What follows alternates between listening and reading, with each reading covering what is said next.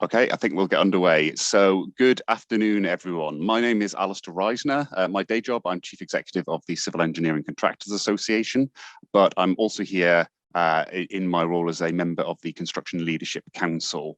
The Construction Leadership Council has arranged this session today with the Competitions and Markets Authority to talk about mitigating cartel risk in construction. I think this is one of those sort of big issues, one of the big risks for the sector. It's not only a risk for individual companies, but also for the sector as a whole, because of the image that it potentially projects where cartel behaviour is manifesting. So I'm delighted that today we've got Sean McNabb, who is CMA's Director for the Cartels Enforcement Team, who's going to talk us through some of the work that's been going on in this space in recent times, and what you can do individually as businesses to make sure that you are competing, but that you aren't cheating. Just a little bit of housekeeping. There is a Q&A function that is accessible if you hover your mouse over the green bar on the screen. Please do use that to ask questions, and we'll pick those up at the end. Part of this is to get that interaction, to understand what you as businesses do want to know in relation to this subject. So as I say, please do, if you could, ask questions, and we'll pick up all those at the end. I've said probably enough now, so at that point, I'm going to hand across to Sean. Sean, can you take us through mitigating cartel risk in construction? I can. Thank you very much, Alistair. Good afternoon, everybody. So as Alistair said, I'm a director in the Cartels Group in the Competition and Markets Authority. First of all, I just want to thank the Construction Leadership Council for inviting us here today, and thank you all for taking the time out to come and listen. So my background is as an investigator, and I've been investigating cartels for a number of years, both at the CMA and previously at the Office of Fair Trading. I've been lead investigator on a number of cartels in the construction industry, including some of the ones we'll be talking about today. And I'm also currently leading a large-scale investigation into an alleged cartel in the construction sector. It's my job to uncover and stop the type of illegal business cartel activity that I'm going to be talking about today. And what I want to do today is to help you understand more about what illegal anti-competitive behaviours might look like and why the construction sector remains on the CMA's radar. Next slide, please.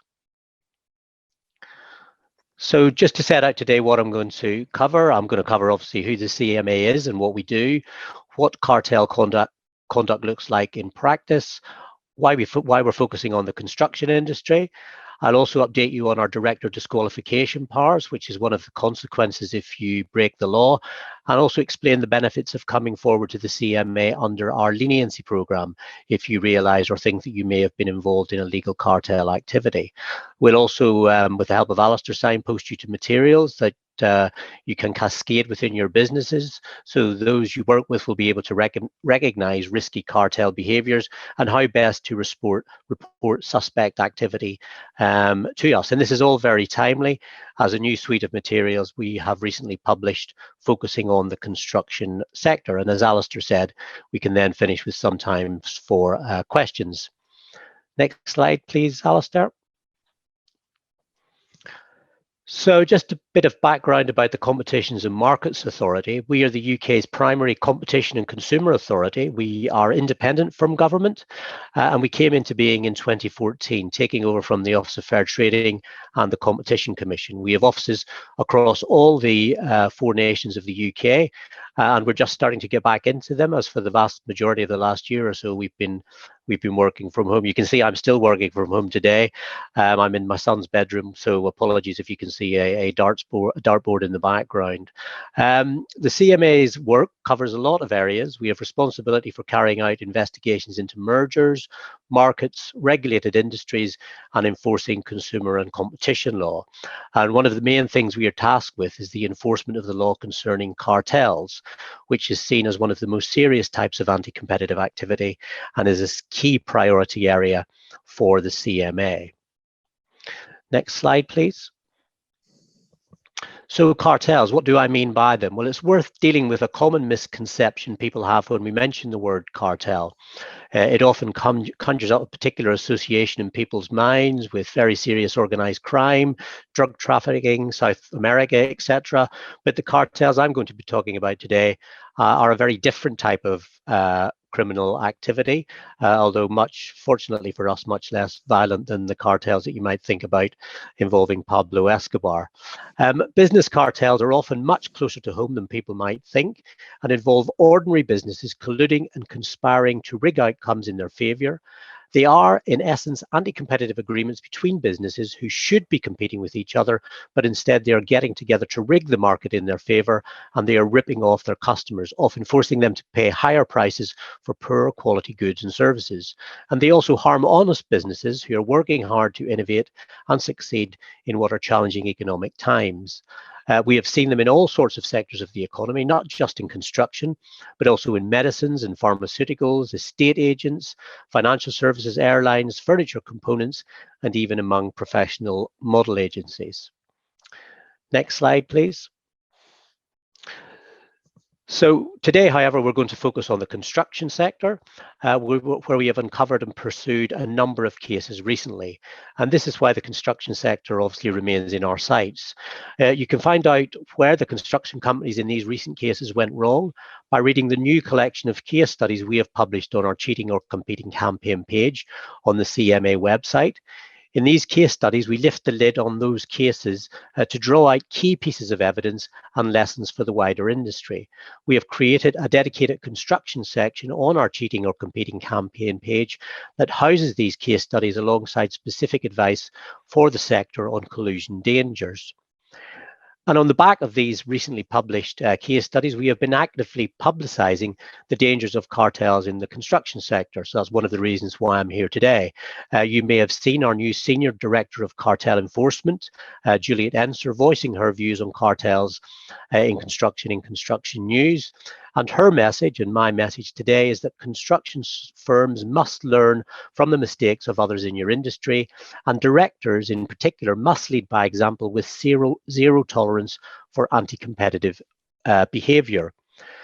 We are also closely working with public sector procurers across central and local government, across again all 4 nations of the UK, and running training sessions with them so that they can more easily spot suspicious cartel behaviour and report any concerns to us. And as you all know, the public sector is a big client for the construction sector. And there are serious consequences for breaking the law. And it's clear to see in the cases we have taken in recent years. We fined construction firms £67 million in the past 5 years in the 5 cartel cases that we've taken forward, covering a broad spectrum of the industry, including concrete drainage, groundworks, office fit-out services, galvanized steel tanks, and roofing materials. And we can fine companies up to 10% of their worldwide turnover if they are found to have broken the law.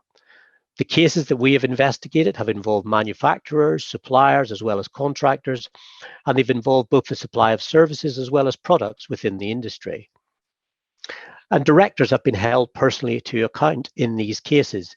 11 individuals from the construction industry have been disqualified from acting as company directors, and we can impose disqualification for as long as 15 years. And it isn't just for those who are directly involved in the conduct who can be disqualified. Not knowing that illegal conduct was going on in your business or turning a blind eye to it is not an excuse and doesn't mean you won't be at risk from directors' disqualification. There's also been 2 criminal convictions in the construction cases that we've taken forward, with a clear indication from the judge in the last case that individuals found to have broken the law in a cartel should expect a prison sentence. It's also worth noting that business can face damages claims by third parties, including by government, who would argue that they have been the victims of cartels. And this is an increasingly significant aspect of cartel enforcement. Only last month, in a case I investigated, where we issued a final decision back in 2016, it was announced that a damages claim was being made against one of the parties in the cartel for their cartel activity that they've been involved in dating back to 2006. And reputational harm can also be an issue. And recently, one company we found to have been involved in a cartel was thrown out of its trade association. And it's also possible that companies could be excluded from future tendering opportunities if they're found to have engaged in a cartel. We do believe that the majority of businesses want to do the right thing and comply with the law. But yet, despite the dangers, competition law remains low on boardroom agenda in terms of risk. Just 18% of those we polled said that their business had senior level discussions behind it, trailing far behind health and safety and employment law. So it's a good sign that you're here today. But the raft of directors' disqualifications and the large fines, coupled with our ongoing work in this sector, should we hope provide you with a strong rationale for raising this risk higher. Next slide, please. And not only are the consequences serious, but the risk of getting caught is very real. We have strong powers of investigation which allow us to take action where we have reasonable grounds to suspect cartel activity, which is a low evidential threshold. We have powers to turn up with a warrant and search company offices unannounced and request information and documents. These are also known as dawn raids, although ours usually start at about 9 a.m. We can also turn up unannounced and search the home addresses of those suspected of involvement in cartel agreements, although these searches usually start much earlier in the morning. And we can interview people either using compulsory powers or on a voluntary basis. And we can compel companies or individuals to give us information or documents. We also have strong powers under the Regulation of Investigatory Powers Act 2000, meaning that we are able to use surveillance, including following and monitoring suspects, and covertly recording conversations and meetings. We can use informants or covert human intelligence sources, CHISs, to obtain information for us, and we can access communications data to gain evidence, for example, obtain the mobile telephone records of suspect individuals. All this may seem a little bit line of duty, but we do have these powers and we do use them. Our intelligence capabilities mean that over half our cases are intelligence-led. In our investigations into galvanized steel tanks and concrete drainage, meetings of the cartel were covertly recorded by us and used as evidence of illegal cartel conduct.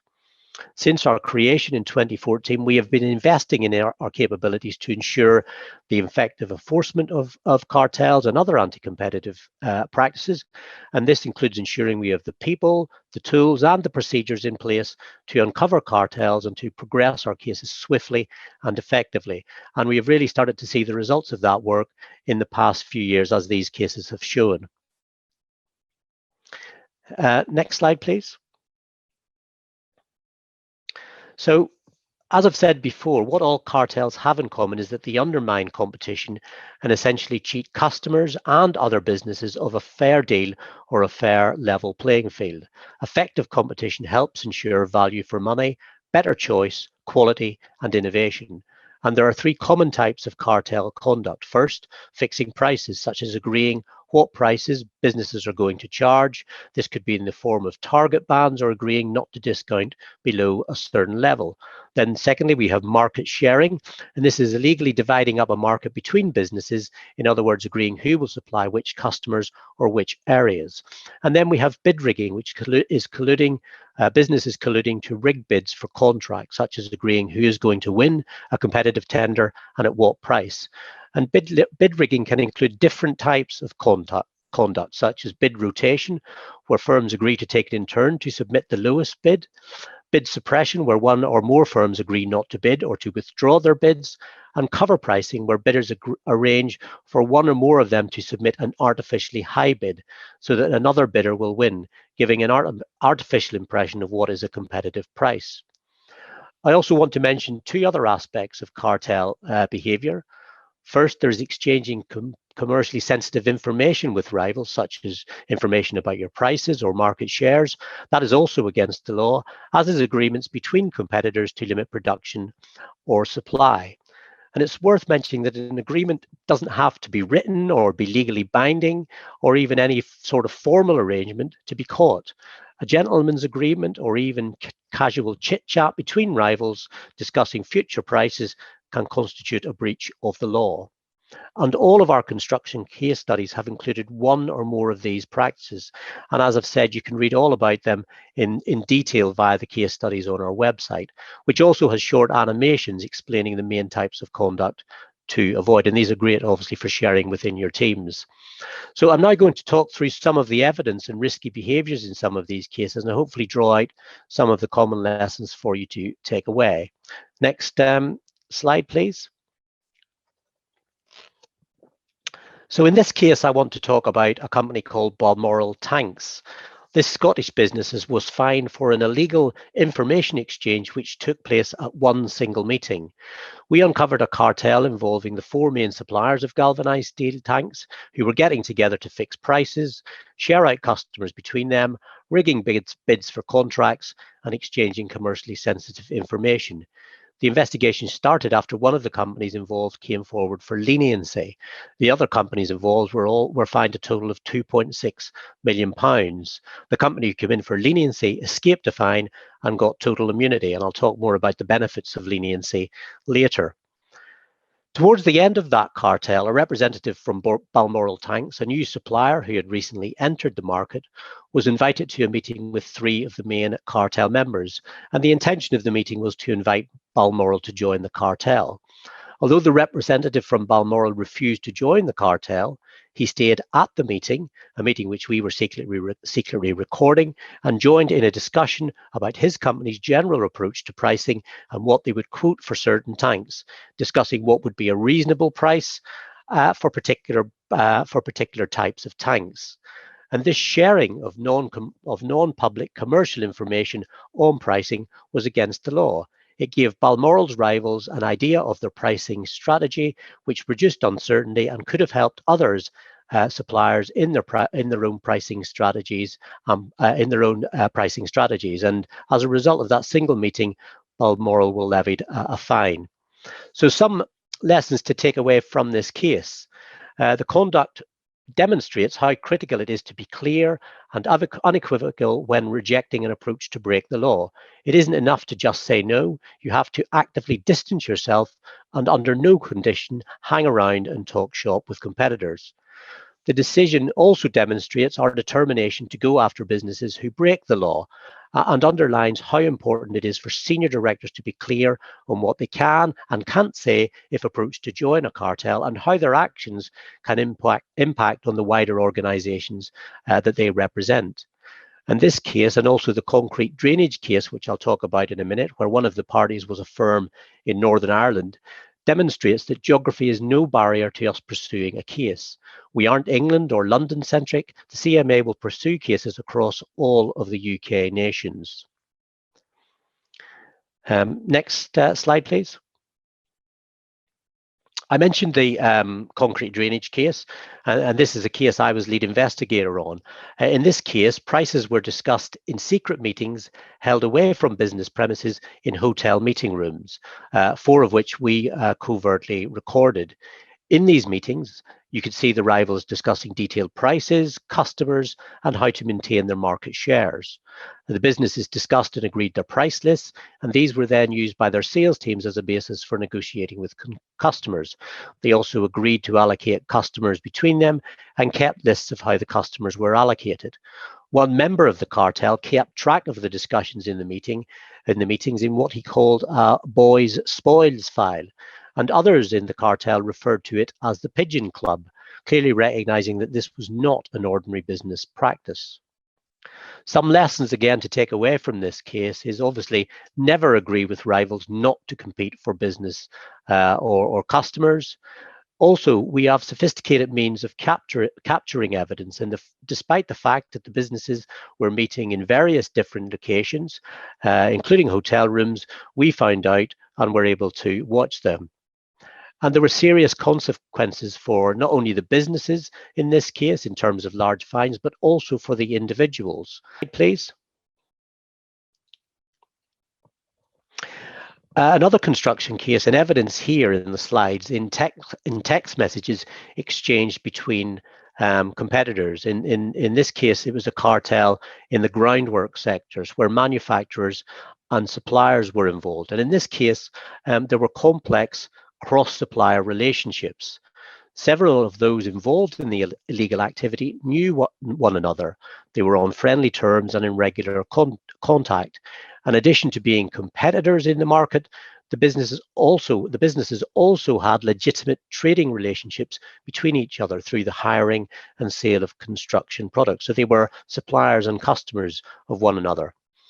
Although some contacts between the businesses were for legitimate trading purposes, these reasons for being in contact could not excuse or explain the anti-competitive conduct that we uncovered as part of the investigation. In a close-knit industry, if staff move to work for a rival, that can also pose a risk. In this case, one individual moved jobs between two firms which were bidding on the same tender opportunity. Before moving firms, this individual shared commercially sensitive pricing information regarding the live tender opportunity with their future employer by the text message. We're in at 2015 rates, so perhaps we both moved back to previous years to keep maybe away. And then there was a text in response, yes, I think that's the most sensible course of action given their current behavior. We'll do that today, thanks. So never share internal emails regarding current and future pricing intentions with competitors. Another example in this case was of a very senior individual forwarding details of an internal pricing strategy document to a competitor. If your competitor is also one of your suppliers or a customer, then be on very high alert to the risks of engaging in illegal anti-competitive behavior. If you believe a customer may be playing you off against your competitor to get a better deal, never be tempted to check this with your competitor. Next slide, please. So this example is from the office fit-out case and involves cover bidding. Cover bidding is where two or more companies secretly agree that at least one of them will submit a bid that it is deliberately high or of poor quality during a competitive tender process. They do this to try to make sure that a specific company can win the tender with what appears to be the lowest or most attractive offers. In some cases, the aim is to ensure that a particular company does not win the tender. In every case, the customer or the purchaser is given a false impression of the bidding picture. Cover pricing can lead to higher prices than reduced quality for the purchaser and in turn their customers or service user. And this is because the company that wanted to win knew it did not face competition from one or more of the other bidders. And in this case, several bidders were cover bidding for bids to fit out and refurbish offices. There was a cartel instigator, one company who wished to win the contract and who arranged for one or more of the other companies to submit a cover bid, and this gave the first instigator company a higher chance of winning the work. Once agreed, in almost all instances, the firm instigating the scheme told the company providing the cover bid what price it should submit, and in most cases, the instigator also provided the cover bidder with completed costs and or design plans with the intention that the cover bidder would submit these as its own bid. And the plan was explained in emails, generally sent between the company's director, and the email exchange on the slide shows how the arrangement operated. Again, just some lessons from this case. Never agree with a competitor to submit a cover bid. It is illegal. Never agree to submit a cover bid, even if you do not want to win the tender or take on the work. If you think you're too busy, that's not a good enough reason. You should not submit a cover bid just to keep on side with customers or with project managers. Even if the cartel activity only happened once or took place a long time ago, it can still have serious consequences for the businesses and individuals involved. Some of the companies fined by the CMA in this case only took part in one or two instances of cover bidding, and some of this took place as far back as 2006. This case also echoes the 2009 bid rigging case when the OFT imposed fines totaling 129 million quid on 103 construction firms in England that had colluded with competitors on building contracts. And again, I was lead investigator on this case. That bid rigging case affected building projects across England worth in excess of £200 million, including schools, universities, hospitals, and numerous private projects, from the construction of apartment blocks to housing refurbishments. We thought at the time of that case that it might put a warning shot across the bows of the construction industry about the dangers of cartel activity. But in light of the recent cases we have completed, and as I've said, I'm also currently leading on a large case involving the construction sector, lessons do not seem to be being learnt, and the consequences now are actually much higher for the individuals concerned, including criminal sanctions and directors' disqualification. So moving on, next slide, please. Sorry, Alistair. Moving on to just touch on disqualification. So the risk of director disqualification, if caught breaking competition law, has never been higher. We have secured a total of 25 director disqualifications since 2016 for director level involvement in illegal cartel behaviour, 11 of which were in the construction cases, the 5 construction cases which I've mentioned today. And we now actively consider director disqualification in all of our investigation. There is also wider implications for both the individual and the businesses of a director disqualification order. For example, it may make it more difficult to obtain future finance or bank covenants. And director's disqualification can also carry a damaging reputational effect in relation to both suppliers and customers.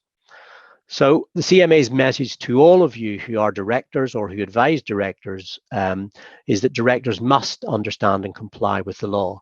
Cartels are illegal, and senior teams and boards need to lead by example. They have a special responsibility not only to know the law to protect their businesses, but also to know what is going on in their businesses. As I've mentioned, not knowing something was illegal or that it was going on or turning a blind eye won't stop the business from being fined, and it won't mean a director can escape qualification. So if you become aware of illegal cartel activity, take action to stop it immediately and seek independent legal advice. And also be clear on the benefits of leniency, which I'm going to turn to next, and encourage a culture where staff feel able to speak up about suspect business practices that they may have seen. Next slide, please. So I just want to touch on the benefits of coming forward to the CMA if you're found to have been part of a cartel. As well as understanding the repercussions of breaking competition law, it's really important to understand the benefits of leniency, in particular the advantage of being the first to come forward and to report illegal cartel activity to the CMA, and doing so before we have started our investigation. Subject to meeting certain conditions, the first business to inform the CMA about a cartel that we are not investigating will receive guaranteed total immunity from any fines, guaranteed protection from criminal prosecution for all its cooperating employees, both current and former employees, and guaranteed protection for its cooperating directors, again, both current and former, from director disqualifications. Applicants should therefore contact the CMA as early as possible, because only the first to come forward before the CMA has started investigating will be granted and guaranteed these benefits. A business can, of course, still apply for leniency even if they are not the first in, or if our investigation has already started. And this has happened on a number of the cases that I have mentioned today. Depending on how much value the applicant brings to the investigation, they could still benefit from a reduction in fines, as well as protection for some or all of their cooperating employees and directors. But it's also, I think, worth emphasizing that while leniency is an important route for new cases for the CMA, we are taking an increasingly intelligence-led approach to our investigations, as I mentioned earlier.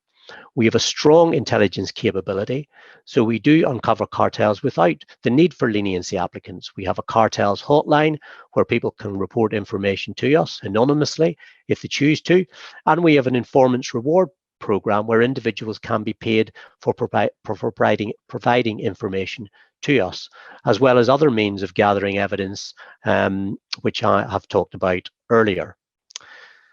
So don't assume that just because you don't report under leniency, we won't find out.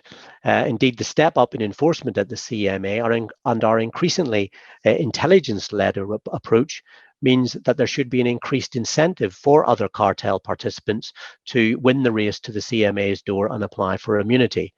Coming in for leniency is the only way of being sure that directors will avoid disqualification, and for those who come in first and before we commence an investigation, that employees will not be prosecuted for the criminal cartel offence. So full details about our leniency policy, it's on the website, which includes, as I say, video guides and also formal guidance on leniency applications.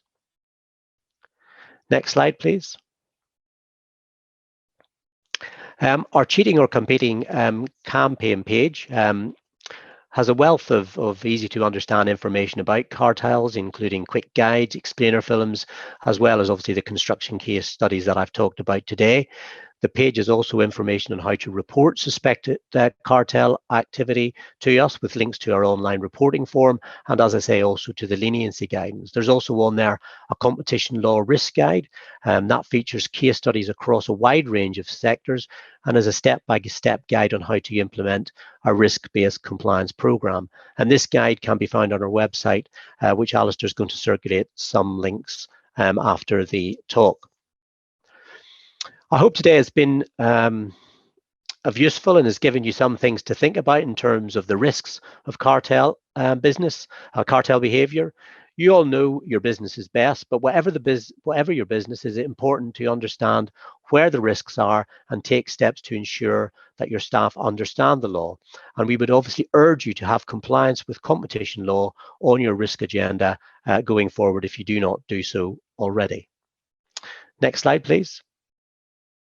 And that takes us to the end. So any questions?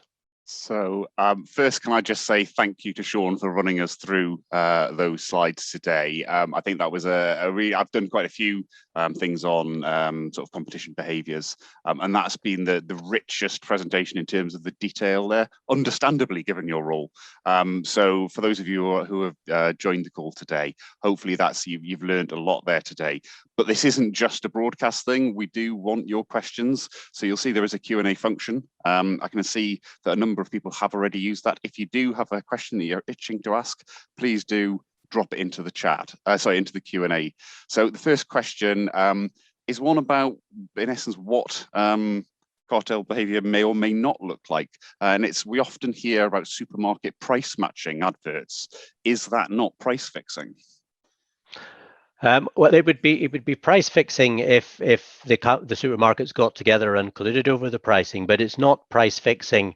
We often find this in relation to, for example, the petrol stations of supermarkets as well. It's not price fixing if they are against the law in terms of price fixing, if they're just simply monitoring what their competitors do in terms of pricing and price following, if you like. So there is market intelligence that you can have in terms of following your competitors' pricing, and that's legitimate to set your prices in that context. What is not legitimate is to actually discuss prices with your competitors. Excellent. Now, the second question relates to something you mentioned earlier on in your presentation around the potential for third-party claims following any CMA prosecution. So the question is, what drives the likelihood and quantum of third-party claims following a prosecution? So it's difficult for me to be absolutely sure on this answer because I'm not obviously involved in taking forward the third-party claims.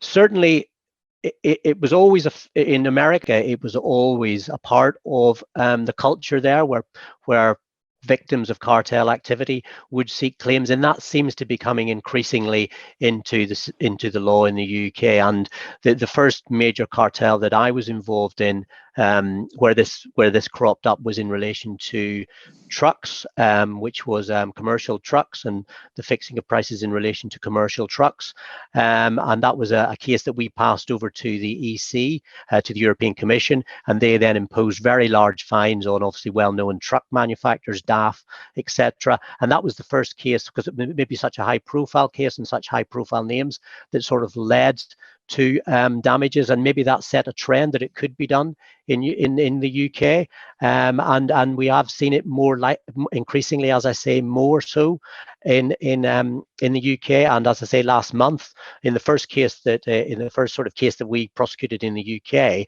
I've seen now the first damages claims in relation to that, which was in relation to furniture components, which was a relatively small cartel case, but somebody has decided that it's worthwhile to seek damages. So it is an increasing risk for businesses to think about that they may not only be subject to sanction by the CMA, but also be subject to ongoing damages claim, which can obviously be very costly and very time consuming.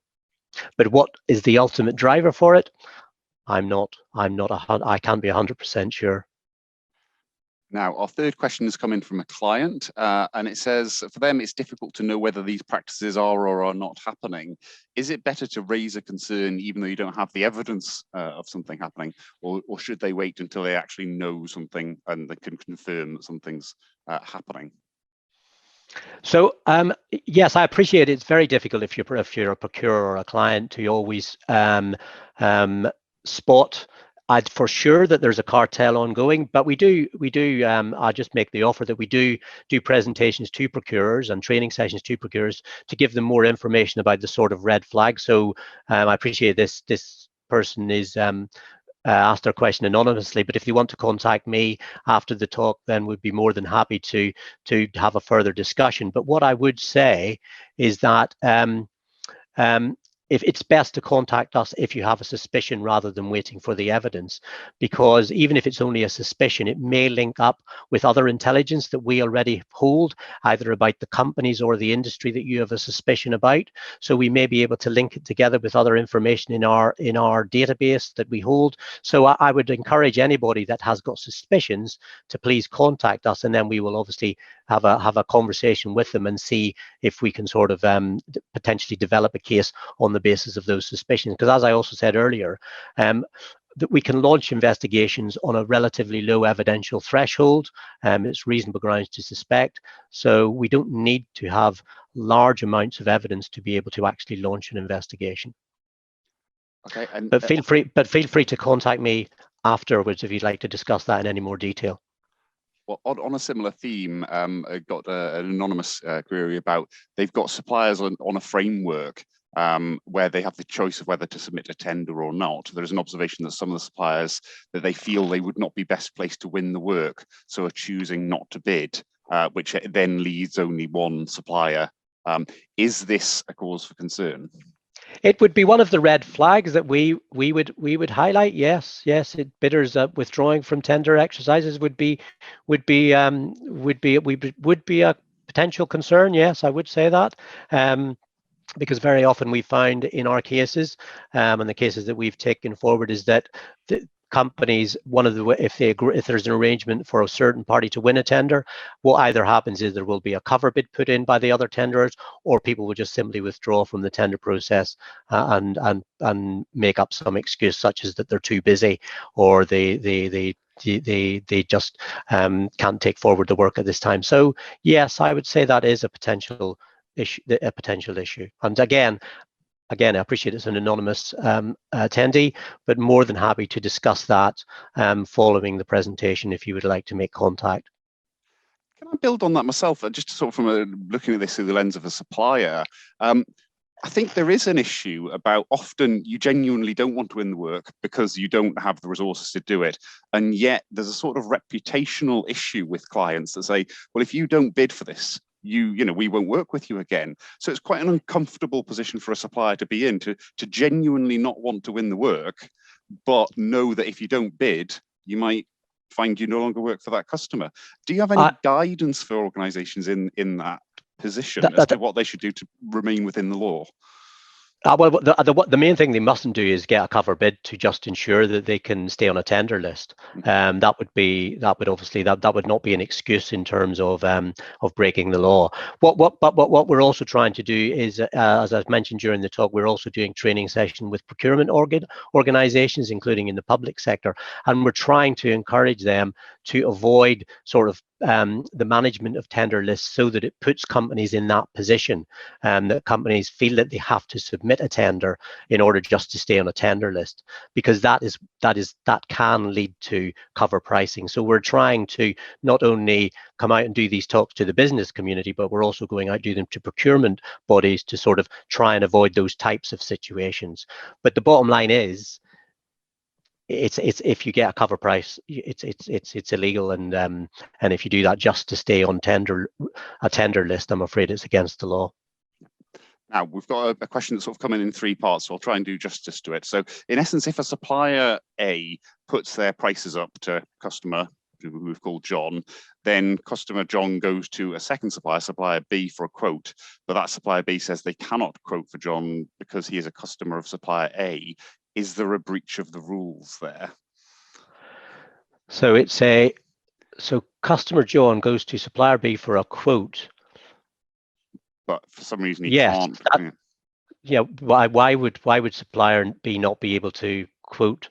That would be a red flag, I would suggest, because there should be no reason why supplier B cannot quote John, and if he's saying it's because John is a customer of supplier A, that would potentially indicate some form of customer allocation. So, and very often, yes, we have seen that in the past, that customers, they may not say it as broadly as that or as directly as that, but very often that would be an indication or a potential indication of a market share or a customer sharing agreement. So yes, that would be a concern for customer John. Excellent. And I would encourage customer John to contact the CMA. So we're getting some excellent questions coming in. The next one's quite short and to the point. Are non-collusion declarations worth the paper they are written on? Yes, we encourage procurers to use the declarations of non-collusion and to get their bidders, the tenderers for their contracts, to sign declarations of non-collusion, because first of all, it will make the bidders think about what they're actually doing. If they are engaging in anti-competitive activities, it will at least make them think about what they're doing. But if they are subsequently found to have engaged in anti-competitive activity or bid rigging arrangements, then those declarations of non-collusion are very significant pieces of evidence in terms of the company, because we can use it as an aggravating factor to increase the fine. It's also a factor that we can use against the individual in terms of their director's disqualification. And then some of the cases that I've talked about today, some of the individuals who received the heaviest and longest director's disqualification did sign declarations of non-collusion. And also, if it comes to a criminal case, that might be useful evidence to show that an individual did know that what he was doing in terms of engaging in bid rigging was against the law. So it would be very useful evidence in that context. And also, if a third-party procurer wanted to then seek damages subsequently, having such declarations of non-collusion would also be very strong evidence as well. So yes, we think they are worth the paper they're written on. We think that they should be very clear in setting out what are the consequences for individuals in terms of breaking the law and what they're signing up to. And we are encouraging procurers to make it clear to all bidders that they are on the lookout for cartel activity, and they will report any suspicious behavior to the CMA, and also to include links to the cheating or competing material in their tender documents as well. Good. Now, our next question is, as a client in the industry, we are always keen to understand the status of CMA investigations. Could you expand on how you communicate and the level of detail you are able to divulge? Sorry, where is that question, sorry? So it's on the Q&A. So as a client of the construction industry, we are always keen to understand the status of CMA investigations. Could you expand upon how you communicate and the level of detail that you are able to divulge? Yes, so all our cases are publicized on our website. All our open cases are publicized on our website. So you can obviously look on our website to see what cases we've currently got open, and also what cases we've currently closed or recently closed. Also at certain key stages of an investigation, we will also make press announcements. So for example, going forward, we've recently decided that in most cases when we start an investigation, we will announce the fact of opening the investigation and also name the parties to the investigation, unless there's exceptional circumstances for not doing so. But when we also reach significant milestones in a case, such as where we issue a statement of objection, which is sort of an informal a provisional decision, we will make a press statement at that point, and again name the parties involved. And also when we do our final decision, if we find companies to have breached the law, we will also make press announcements at that stage too and publicize it, and also publicize things such as directors' disqualifications, criminal convictions as well. So the first place to sort of find out what cases we're doing is obviously on our website. But if you're also interested, if it's not on the website and you're interested in about a particular industry, well then just call us and then we can tell you if you've got particular concerns about an industry, just call us and we can obviously discuss that as well. Excellent. Now, some procurement specialists issue tenders that cannot be fully priced by all invited. Therefore, the procurement team are actually limiting supply. Is this not a red flag situation too?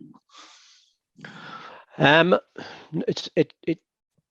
would sort of need to know more about a little bit about the circumstances about procurement. I mean, it doesn't seem, why would procurement specialists, I'm sorry, I'm just trying to get back the question back up. Why would they sort of issue the tender to all parties or a number of parties if some of them are not able to fully price it? So it's not a red flag in terms of cartel activity. It doesn't seem to be best practice in terms of procurement practice, but it's not a red flag in terms of cartel behavior. But it doesn't make a lot. How are you meant to get the best possible result of your procurement exercise if you're limiting the number of people who can actually submit a competitive tender? Excellent. Now, we've got a sort of a question that's coming here. I think it's a build on the question from earlier on where I was asking about where you're being asked to price even though you know you don't want to win the work. But it's sort of saying pricing quotations to remain on tender lists. Surely main contractors are equally complicit in these circumstances, i.e. should they be forcing people to continue pricing stuff even when they don't want to win the work? I think that's what the question means. If it's not, please do add in the Q&A if there was something else you were trying to ask there. So this is main contractors who are then subcontracting work, is that it? Yeah. And they're sort of saying to people, you need to submit a tender, otherwise you won't get on the tender list. I think so. Yeah. Is that's the question? Yeah. So again, that's not good practice, I don't think. And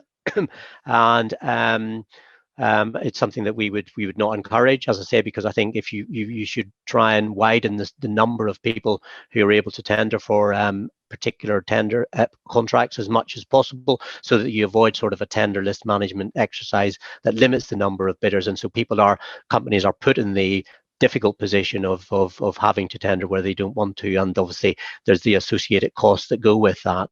I'm afraid it still goes, so there is a job for the industry to do to understand that, and for main contractors to understand that, and to perhaps realize, but again, it goes back to the point that it's still not an excuse to engage in cover bidding.